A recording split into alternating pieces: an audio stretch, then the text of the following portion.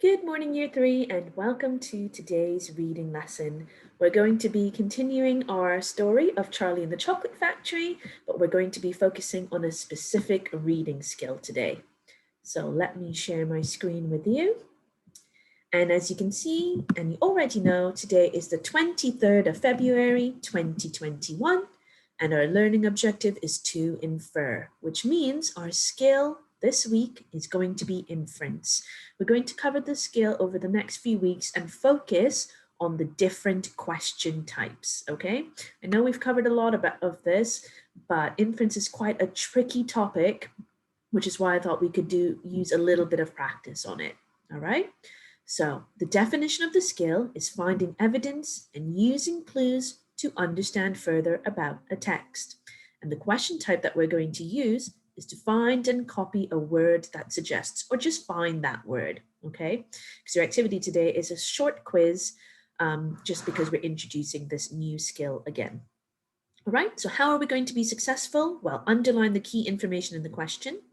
The main thing about inferencing is combining your own knowledge and clues given in the text. And then finally, use that evidence in your answer. Okay? If you follow those steps, you will be successful in today's lesson. All right? So, just a quick recap again. I know we've talked a lot about what making inferences is, but here's another diagram to help you. It says readers use story clues and what they know to discover what is not directly stated in the text.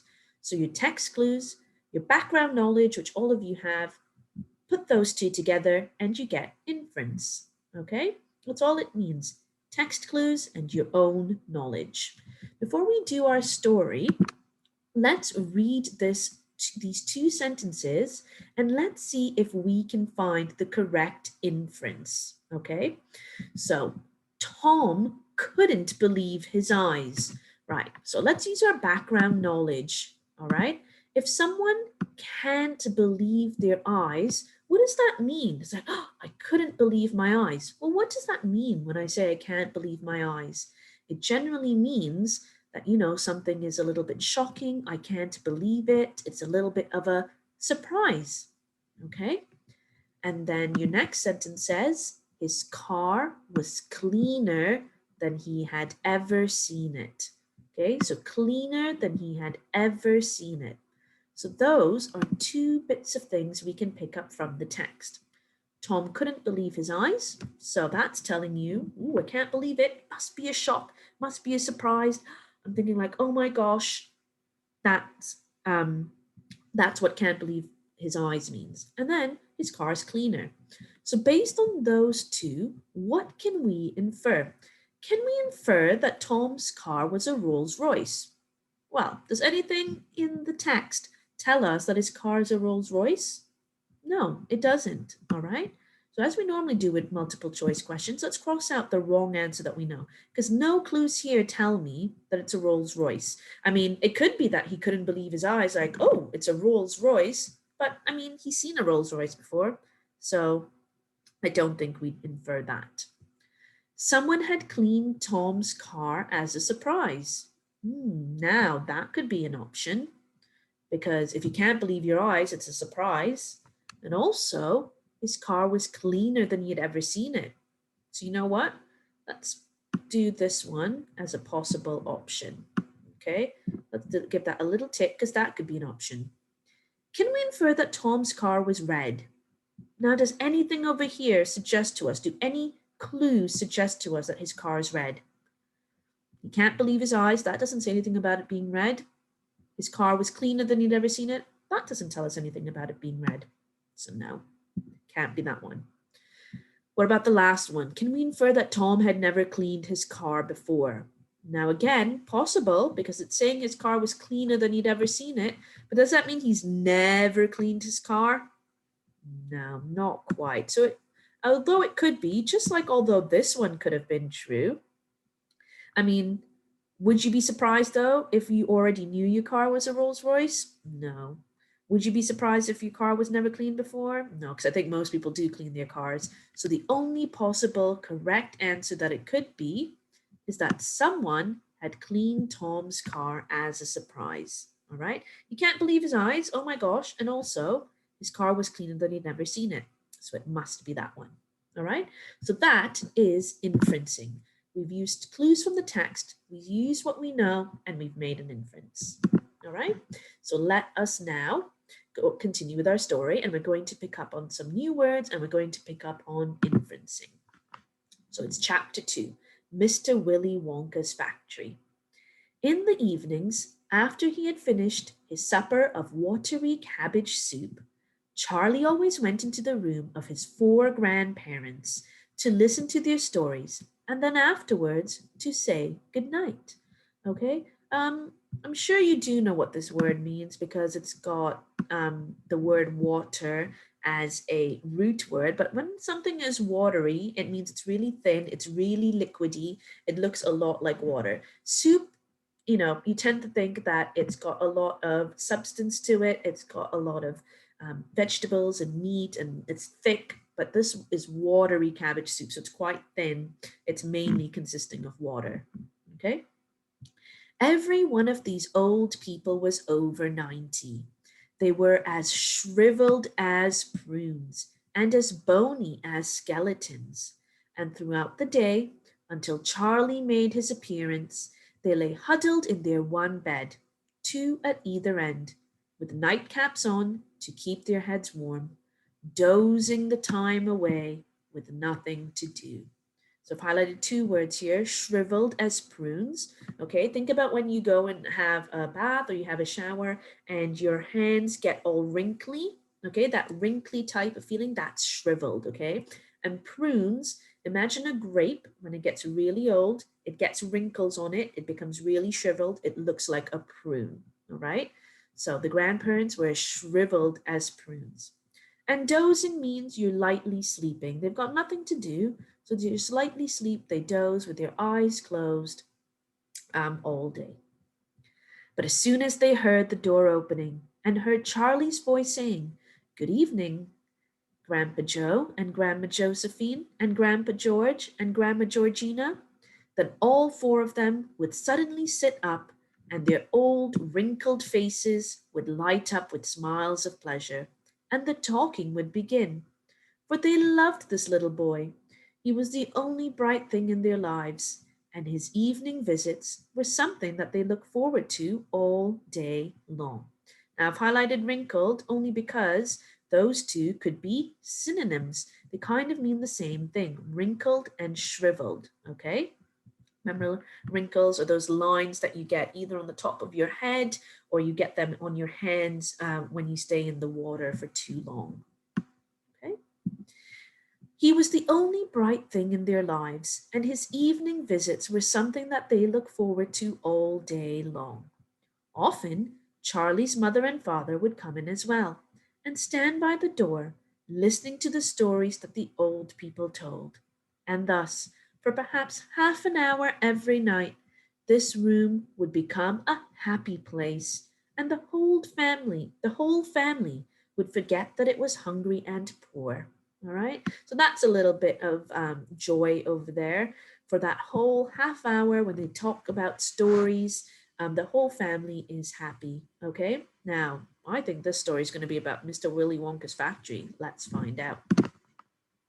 One evening, when Charlie went in to see his grandparents, he said to them, "Is it really true that Wonka's chocolate factory is the biggest in the world?"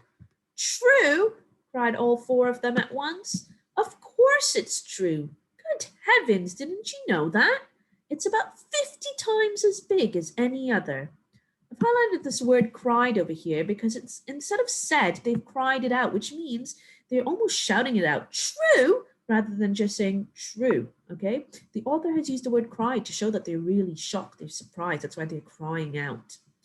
And is Mr. Willy Wonka really the cleverest chocolate maker in the world? "My dear boy," said Grandpa Joe, raising himself a little higher on his pillow, "Mr. Willy Wonka is the most amazing, the most fantastic, the most extraordinary chocolate maker the world has ever seen." Oh, I thought everybody knew that. Okay. Once again, highlighted these 3 words, amazing, fantastic, and extraordinary. they all mean the same thing, okay? Instead of using the word good or the word great, let's try using words like amazing, fantastic, extraordinary, all right? It's a lot higher in vocabulary.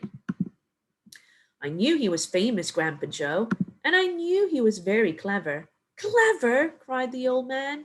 He's more than that. He's a magician with chocolate. He can make anything he wants. Isn't that a fact, my dears? The other three people nodded their heads slowly up and down and said, absolutely true, just as true as can be. And Grandpa Joe said, you mean to say I've never told you about Mr. Willy Wonka and his factory? Never, answered little Charlie. Good heavens above, I don't know what's the matter with me. Will you tell me now, Grandpa Joe, please? Oh, I certainly will. Sit down beside me on the bed, my dear, and listen carefully. All right, so we will stop there and we'll continue on with Grandpa Joe's story tomorrow, only because we are introducing the topic of infants and it is our skill. We're going to do a quick assignment. It's only 4 questions today. And if you would like to, you can go straight ahead to Teams and complete the assignment now. Or if you would like some help, stay on the video, keep watching it, and I will help you complete these questions. Okay? So for everyone that's ready to go off and do the assignment by themselves, please go onto Teams, complete it, and make sure you hand it in. But if you would like some help, then stay with me. Okay, so if you are still here, that means I'm going to help you complete your assignment today, which you can do on Teams. Question number 1, okay, when we inference, it says, what does the word watery suggest about the soup? Okay, so right at the beginning, I talked about watery cabbage soup. So what does this word tell us about the soup? Okay, does it tell us that it was colorful and flavorful? Okay, now watery. If you think about water, is water colorful? No. Is water flavorful? No. So I would right away cross that one out. Okay, number 2. It was cold and slimy.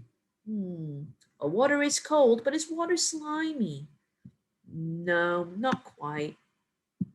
Well, let's try number 3. It had too much water and was not very tasty. Well, now there we go. Okay, it had too much water. It was not very tasty. Well, if it's watery, it probably means that it's got too much water. So your correct answer for that one would be it had too much water. Okay, so you can go into Teams and complete that question and then come back, or you can watch the entire video and then go and complete the assignment. Right, so number 2. Which 2 words suggest that the grandparents were very thin? So if I'm going to highlight the key words, I'm looking for very thin. What is something that is very thin? All right, bony and skeletons. Well, skeletons are bony, they're very thin. Well, I think it could be that. All right, but let's read the other ones. Old and 90. Does old suggest to us that someone is very thin? Does the word 90 suggest to us that someone's very thin? Not quite. Okay, so I'd cross that one out. What about the word shriveled? Do you remember what I said earlier on in the video shriveled meant? Okay, think about when your hands go into water. Yeah, they become really wrinkly, and that's what shriveled means. So that does not suggest to me that they're very thin. So I think we were right in the first one. It's bony and skeletons. Okay, last 2 questions and then we're done our reading. So well done for sticking with it for so long. Let's try number 3. Which phrase suggests that the factory was very large? So we're looking for words that tell us or suggest to us that the factory was large. Okay, the most extraordinary chocolate maker. Well, that's got nothing to do with the factory. Okay, 50 times as big as any other. Does that suggest to us that the factory was large? Could be, could be. Let's read the last one just to make sure. I thought everyone knew that. Oh no, that does not suggest that the factory is large. I'm going to cross that one out. Does not make sense. It's got to be 50 times as big as any other. All right, let's do the last one now. Which phrase suggests Willy Wonka was fantastic at making chocolate? Okay, which one tells us he was fantastic? That is absolutely true. Does that tell us he was famous, fantastic at making chocolate? No, definitely not. Saying something is true does not mean you're great at making chocolate. I knew he was famous. Now, I'm thinking, okay, if you're famous for making chocolate, maybe that means you're fantastic at making chocolate. It could suggest us to that, but what do you guys think? Do you think that's possible? I don't know. Let's read the last one. He's a magician with chocolate. Ooh, so that tells me that he can do magical things with chocolate. So if you can do magical things with chocolate, that means you're really good with chocolate. So that suggests to me that he was fantastic at making chocolate. So I'm going to go with that one. All right. So hopefully you were there. Hopefully you were staying with me as I talked out the questions. All right. Talking it out, thinking about each option really helps us with inference. Okay. You have to use your background knowledge, highlight those keywords in the text, and that will help you find the answer. All right. So well done. Go and complete your assignment on Teams now. We've done it together. So go and read it through to yourselves and have a think and then complete the assignment. All right. So well done, year three. Hope you enjoyed it, and we'll continue the story tomorrow.